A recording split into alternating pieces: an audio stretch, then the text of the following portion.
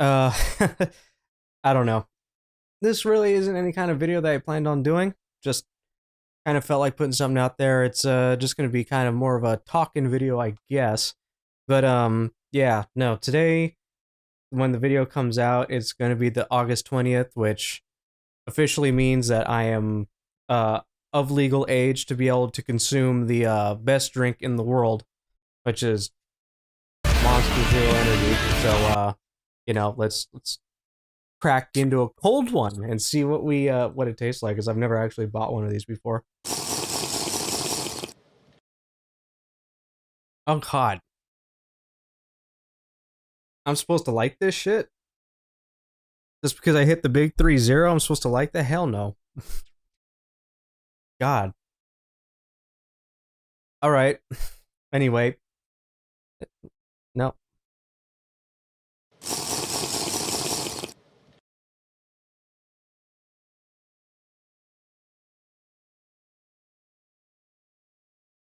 No. No. Definitely don't like it. Mm-mm. No. I'm not Virgil enough. Anyway. Today's August 20th. My birthday. And yeah, for those who don't know, I'm 30. And I'm 30 now. And it's didn't really think about what I was gonna, do, but honestly, I did buy this one. This is a new one. I bought this one for myself as more of a birthday present to me. But this is a Dean Dime Stealth. For those of you who don't know, the reason why I bought it is because I share my birthday with Dimebag Darrell, who happens to be a pretty big influence on me as a guitar player. And yeah, it's a shame that he's no longer around. But I guess I should just talk. I guess I talk about this one a little bit. So this isn't stock. It didn't come stock like this. I had changed out a whole bunch of parts. I put in a bridge pickup Seymour Duncan 59 in the neck. It's a bridge pickup. It didn't have one. It had a Dean like DMT pickup or whatever it is. Oh geez, that's coming up. Mm-hmm. Don't like it. Monster Energy sucks.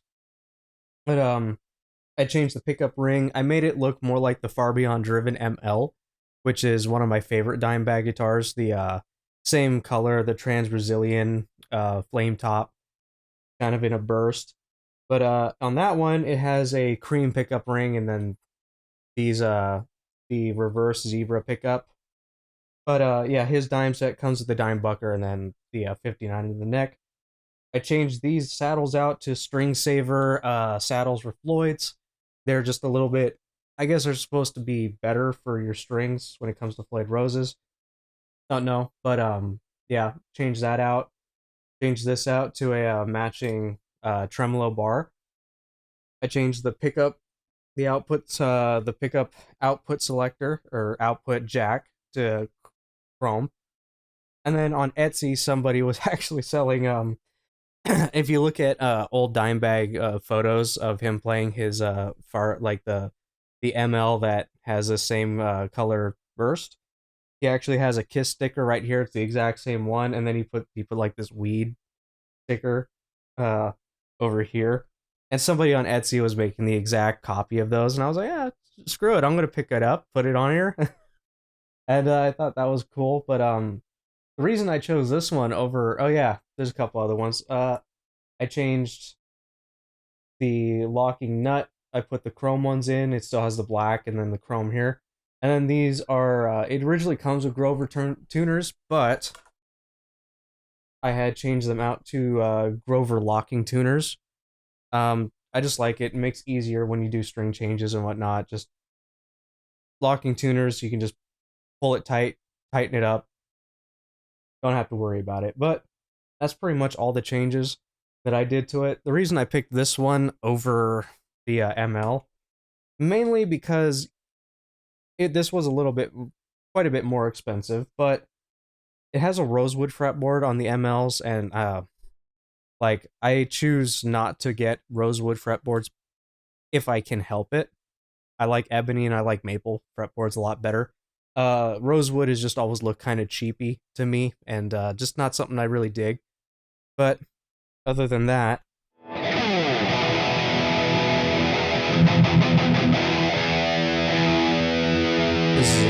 sharp.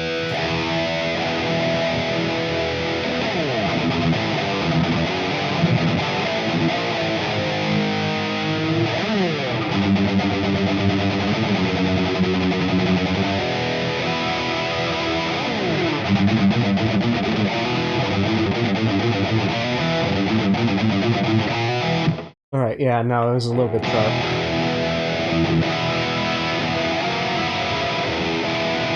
I did just get it restrung, so like, strings are kind of being broken in. It's a Floyd Rose, I forget what it is, 2000 or 1000, whatever. It's the one that's just under Floyd Rose original. But yeah, it'll need some time to stretch out and stay in tune, hopefully. Uh, but yeah, no, the reason why I got Dimebag's a dime signature, one, Dean is no longer making these anymore. They're no longer making any dime guitars, as far as I'm aware, mainly because of the whole uh the estate for Dimebag claims that they were like mishandling his name and property for Dean guitars, so they kind of just pulled that agreement out, and they just kind of pulled out of that, and I guess they might be working on their own guitar or something. Who knows?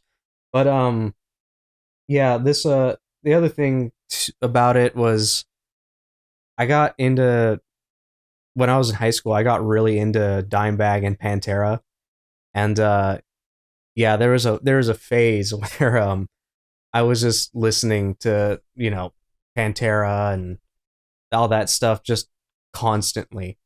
Like I was listening to Cowboys from Hell and Vulgar Display of Power for a while. Like Dimebag and Pantera were my jam, and it's a funny story how that happened. When I was in high school, this is back 16 years ago now. Um, I had gotten into high school, and I was that kid who would play the guitar, take it to school, and bring my case, bring a tiny little. I had one of those little like mini Marshall amps that you could like clip onto, your belt, and I would play at lunch, and I was that kid. Most people know what I'm talking about. If you've been through high school, you probably had one kid like that. Usually, you do, no matter what year it is. You usually have that one kid that will have a guitar and plays guitar, and he brings it around with him everywhere he goes in the high school. But that was me, and around that time was when Guitar Hero, I think the first one, had come out, and I ran into some people that I now know, some friends I've had for a long time. One of them you've seen on the channel, but they were into Guitar Hero pretty. They're pretty invested in Guitar Hero, and I believe they heard me one day when I was playing. They just heard me. They asked me like, "Oh, do you know some songs from Guitar Hero?" And they were like, "Oh, do you know Bark at the Moon?" And I'm like, "Yeah, I know."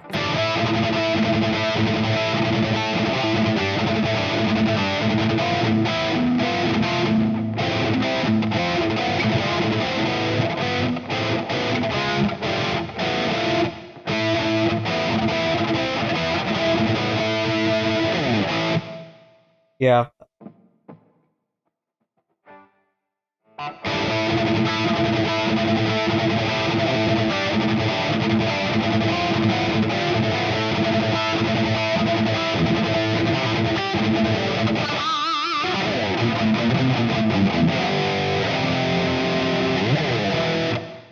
but yeah, no. They asked me a whole bunch of stuff like they asked me like Bark at the Moon and a couple other songs I can't remember. But then they asked me if I knew Cowboys from Hell, and I was like, I'd never listened to Pantera. I don't know that one. And I think they said one of them said something to the tune of like, "Oh well, we'll be impressed if you know that song. You should learn that song or something." So I went back home and just pulled up 2007 YouTube, I believe, and I just started listening to Cowboys from Hell, and yeah, I pretty much I had never listened to them before before then, but I remember that riff is.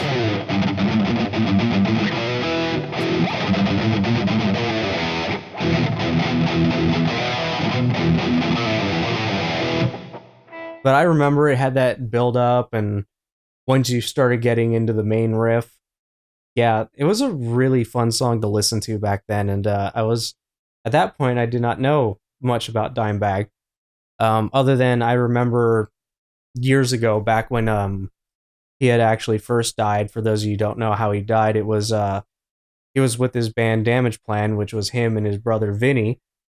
Um,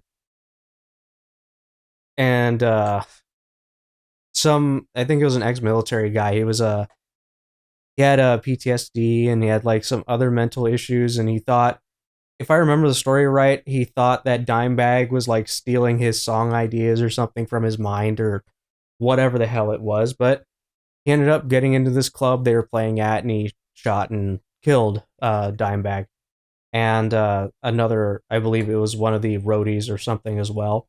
Before he, of course, was also taken out. But I remember seeing on the news. I was awake with my dad just watching TV, and I remember seeing that on the news. And both me and my dad at that point didn't really listen to Pantera. We listened to a whole bunch of other stuff, but it was just not a band that we had gotten into at that point. And I remember them like interviewing Gene Simmons or something about it after it happened, or something like that. But it's a little bit vague because it was a long time ago. But I got when I came into high school and I learned like I was going to learn Cowboys from Hell. I had learned pretty much everything except for the solo and came back the next day because I've always had, just like you guys see in my reactions, I've always had this ability to do that.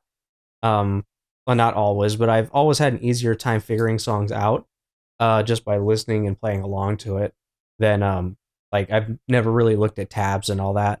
But yeah, it was really weird.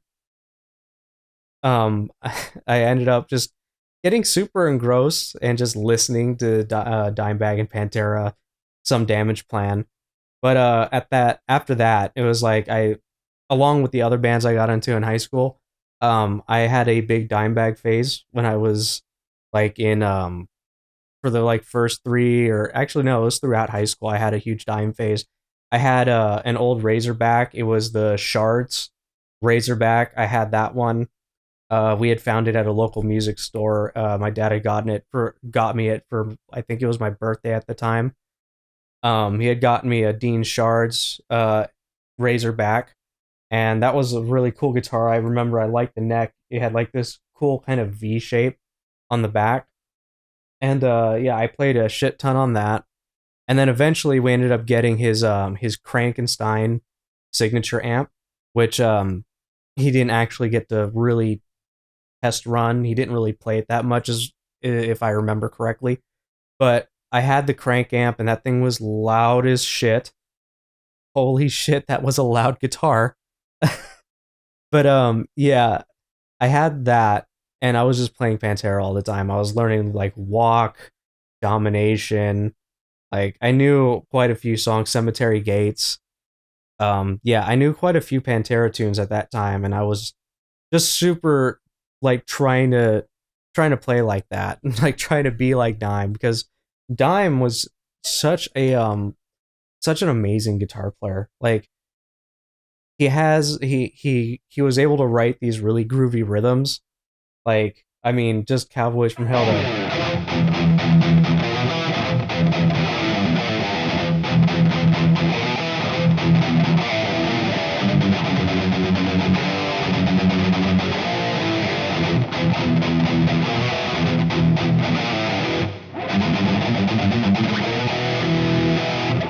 I don't know how much of Pantera I can get away with playing before I get claimed. So I won't play too much Pantera. But yeah. And then his soloing, like I remember, like I can't play it from memory right now. I'd have to go back and play it again because I haven't actually played along to Pantera in a long time. But um, the Cowboys from Hell solo I remember listening to, and I had partially learned it. I hadn't fully learned it because at that point I was still developing how I was going to play. I was still developing my playing. I was like 5 years into playing guitar when I started at 9, and yeah, when I was 14, 5 years. I had only been playing for about 5 years at that point. And yeah, my friends ended up being super impressed by it, just the fact that I learned that. And then I think they wanted me to learn Dragon Force or Through the Fire and Flames or something, because I remember that was on there. And that was a little bit out of my league at that point. But yeah, no, I listened to Dimebag a lot. He was an amazing soloist. He had such a good ear. for writing solos. Like the Cowboys from Hell one was really good. Cemetery Gates, yeah, he was a really really fucking good guitar player, and yeah, I tried to be like him for a while, and I still do admire the man. He did a lot for me personally, especially when it came to like writing stuff that I want to groove to. Sometimes I like writing stuff that just grooves, and yeah, I pull from the Dimebag when I do that. And then I think it's so weird that I got into Dimebag late, like a little bit late, like in high school. And then I looked him up one day and I was like, "Oh, he has the same birthday as me." Which it's so funny. I share my birthday with Phil Lynott, the old bassist and singer for Thin Lizzy. And then for whatever reason, Mio Okami, the Hololive VTuber, her birthday is August 20th. But yeah, no, it's cool that I share birthday with two musicians that I really like, and they're from two bands that I really like now. Um, but yeah, no, Dimebag was super influential. And at this point, like in high school, I was getting into a bunch of stuff. Like I gotten into Dream Theater, Children of Bodom. Um, at this point, I knew a whole bunch of Metallica. I had listened to Metallica for years at that point, and I knew like if I remember right, I knew the entire Master of Puppets album and the entire Kill 'Em All album, like from start to finish. I could play all those songs. Some, Megadeth. I knew Slayer, Rain and Blood. I knew quite a few bands already. There was Iron Maiden and whatnot, but yeah, once I got into high school is when I started like listening to all this crazy stuff that I listen to now. I got into Pantera and I got into Dream Theater, Symphony X, Nightwish, a bunch of European bands, and a bunch of just got engrossed into rock and metal. And yeah, I really don't know if I would be the same person if I didn't actually get into Pantera and start listening to Dimebag. I think I probably would be quite a different guitar player if I hadn't started listening to that band and just like tried to learn, sitting there and looking at videos or looking at whatever to see how his hand position was, trying to figure out, where he is in his solo. And yeah, that's not much else about the video other than I guess I could just play a little bit of this guitar I already have. But yeah, this is actually a really nice guitar.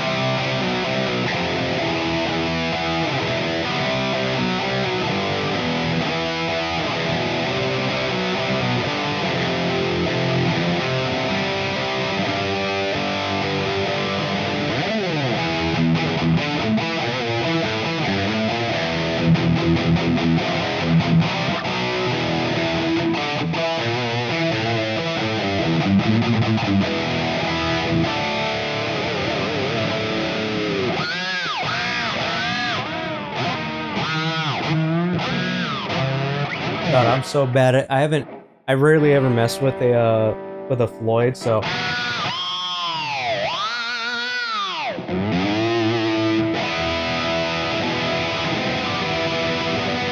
ooh,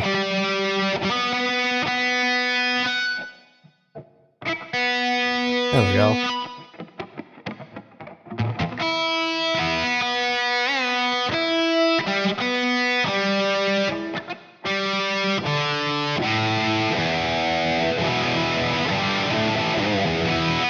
I think these might need to be tightened down, but yeah, that's pretty much I don't know. I don't got nothing else. Nothing much else. It's just a fun little video where I just kind of guess talk about my life. And yeah, just kind of like what some of my influences are. These things aren't like completely snug, so that's probably why it's slipping out of tune.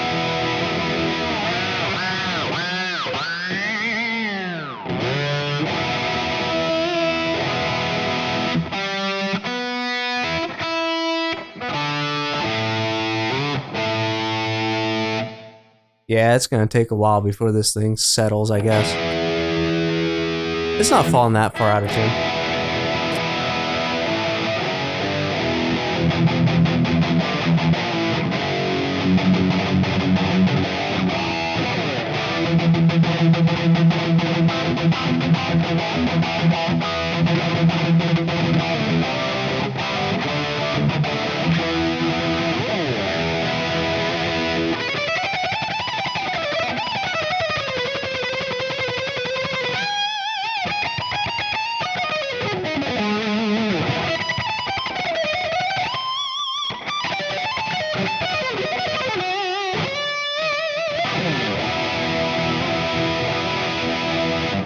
But yeah,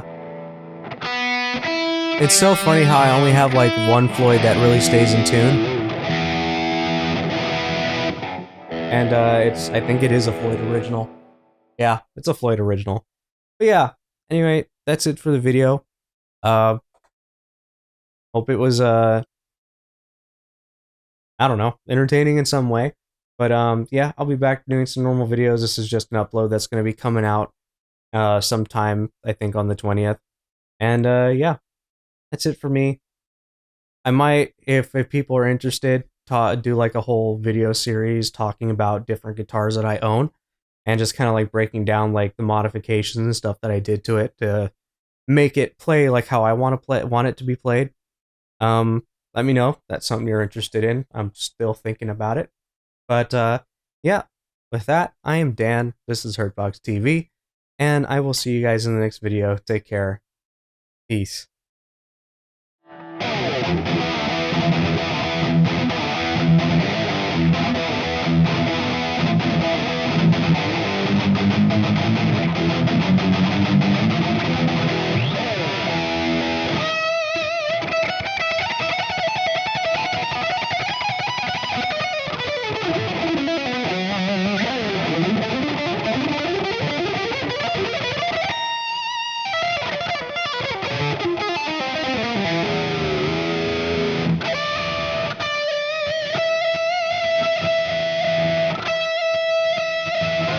This thing doesn't really flutter that well, huh?